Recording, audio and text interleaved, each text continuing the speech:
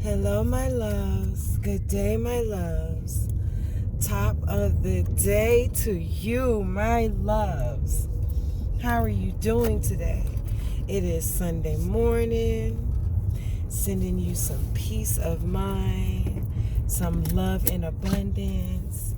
Giving you a big old virtual hug right now. I know you feel me. I know you feel me. If you tapped into my channel, baby, let me tell you, you are stronger than you think, a lot more wiser than you know, and more supported than you actually feel. If you are in my channel, that's what I'm letting you know. That's what you have right now. My people, we are stronger than we could ever possibly know, and more supported than we ever possibly feel. But today is a good day. Today is another day of celebration for me. I'm celebrating reacquainting with old friends. I'm stepping out of the darkness now. I'm stepping out of hermit mode. And when you're coming out of hermit mode, and basically when I say hermit mode, I mean you sat still. God called you. God said, sit still. God said, listen, don't do that. God said, do not move until you hear from me. Okay? That's what I mean by hermit mode. Because when God wants us to do something, when you receive the calling, you first have to go through a process. God will literally break you down, strip you down to the bare bones.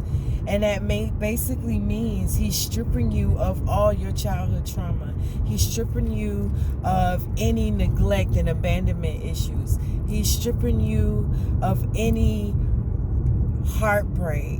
He has to break all that away from you that you were raised with, that you suffered through. Not just the fact that when you was a kid, but when you became an adolescent, when you became a teenager, when you became in your 20s, a young adult, and then in your 30s.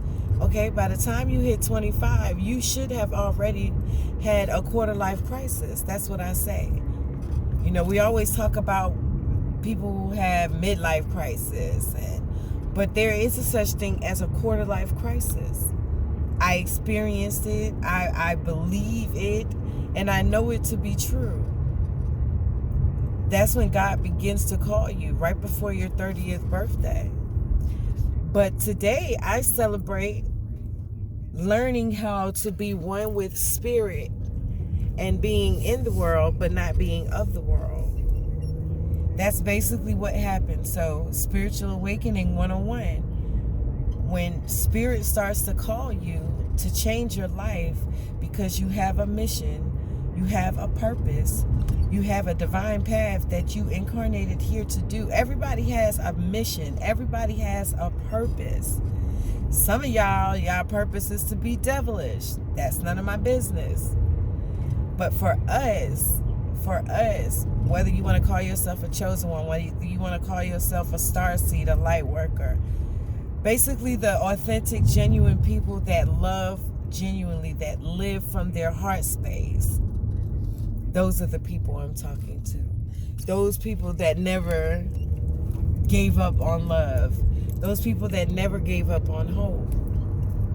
After you start coming out of it, after God has stripped you, he's shown you, basically. And in the process of him showing who you really are, you see who everybody is around you. And that can be scary, frightening, all that disappointing, because you thought you had some real ones around you. And you did, for the path that you was walking up until God said, listen, I need you to come this way. They served a purpose. They also served a purpose in teaching you how to trust yourself. Teaching you how to not go outside of yourself to look for signs, informations. I had very good conversation. We're supposed to be over there playing cards. I went to a game night, a friendiversary. And this is my sister girl, my home girl, that when me and my family and I first moved to Georgia, they were our first friends.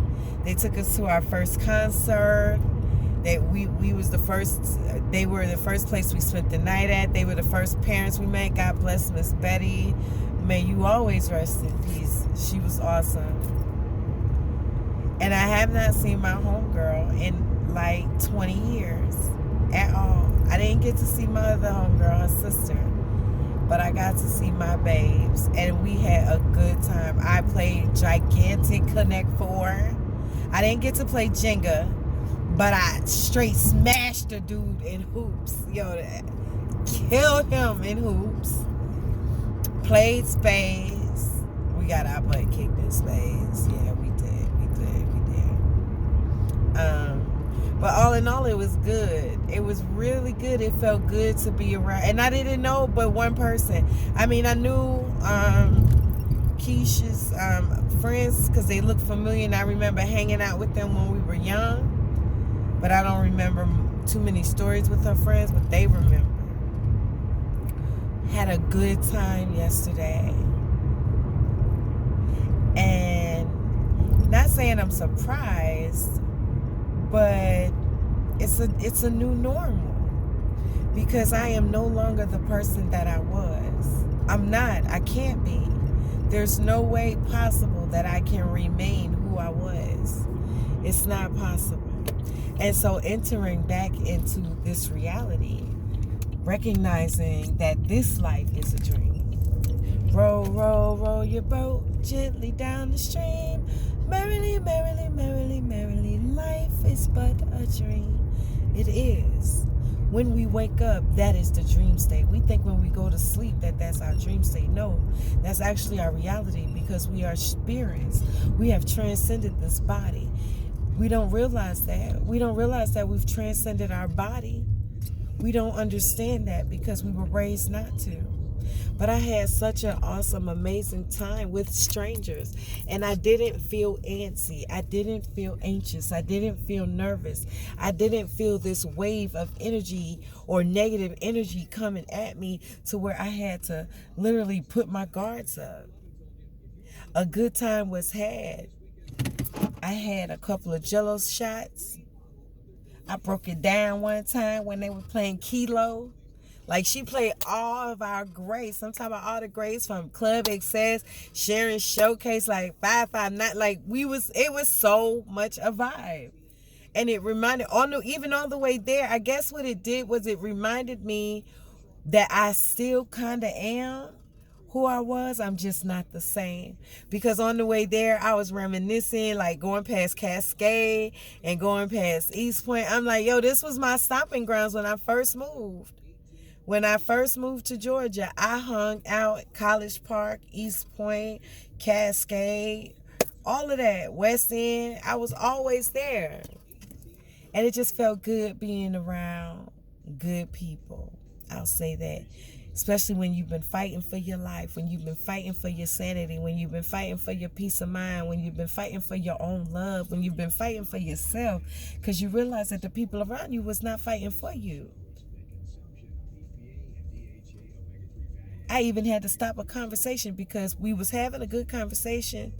One guy dropped out, and I get why he dropped out.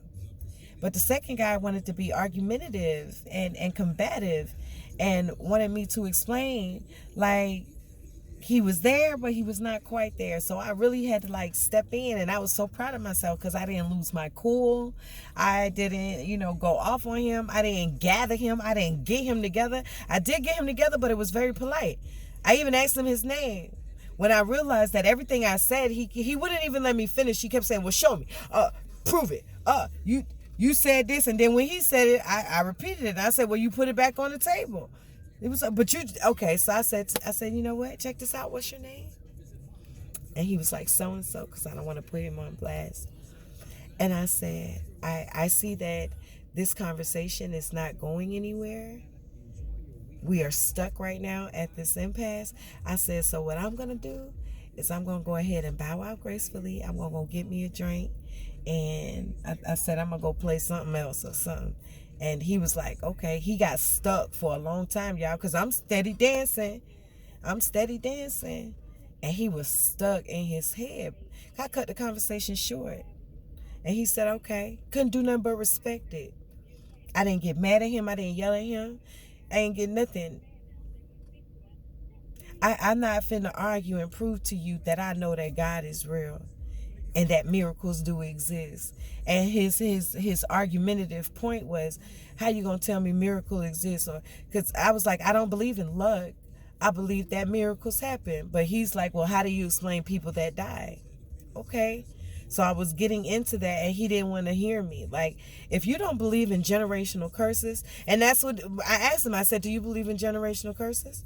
Because his thing was, if God exists, then why do kids die? And I had that same argument with myself. But then I got a different understanding and I was trying to lead him on the path, but he kept, why do kids die then? Why do kids die if miracles happen? Who says that your kid survives and my kid don't survive, and blah, blah, blah, blah, blah. And so the dude was trying to get him to see that miracles happen in his life. He was like, you can't tell me that you ain't been in situations and you survived or whatever. But dude didn't want to hear it. And so what I recognized, and that was the growth that I recognized in myself, because I would still have been hammering him. I would still have been going, no, you don't understand. Let me let you know. Let me explain it. But because the moment you told me that you don't believe in generational curses, and the moment you told me that you don't think that God has placed miracles in your life, what can I say to you? What can I say? There's nothing that I can say that you are going to believe. So I cut the conversation short. I was so proud of myself, y'all. I was so proud of myself. Because I am quick on the draw. Quick on the draw. Y'all see them? Listen, y'all. Listen, I'm getting it together. Even with the devil trying to stop this growth. He ain't going to stop it, though. I'm so excited that I'm coming to get me a cup of coffee, y'all. And a chocolate frosted donut.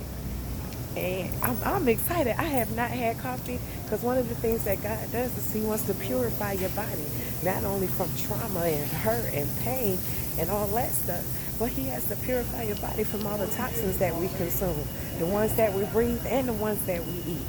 Okay? And so one of the things that God will ask you to do is give up something that you are generally always doing. Habits and things like that, right? One of my habits have always been coffee. I've been drinking coffee since I was like 15 years old.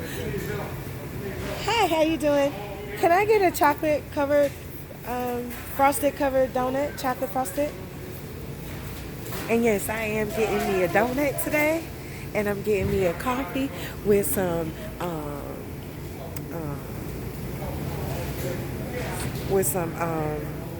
hazelnut cream, y'all, and some whipped cream on top. I am super excited. I got up early just so I can borrow my sister's car to come do it before she go to church. I am super excited, y'all.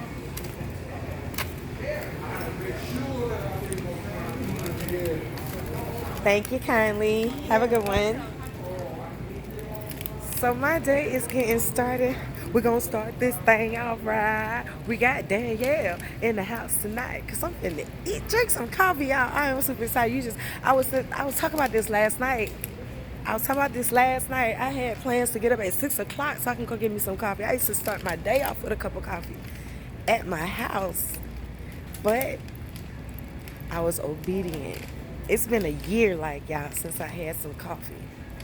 But I've been hankering for some coffee, and I got some coffee ice cream. It didn't do the trick for me, y'all. It did not do the trick for me. So here I am out, breathing deeply,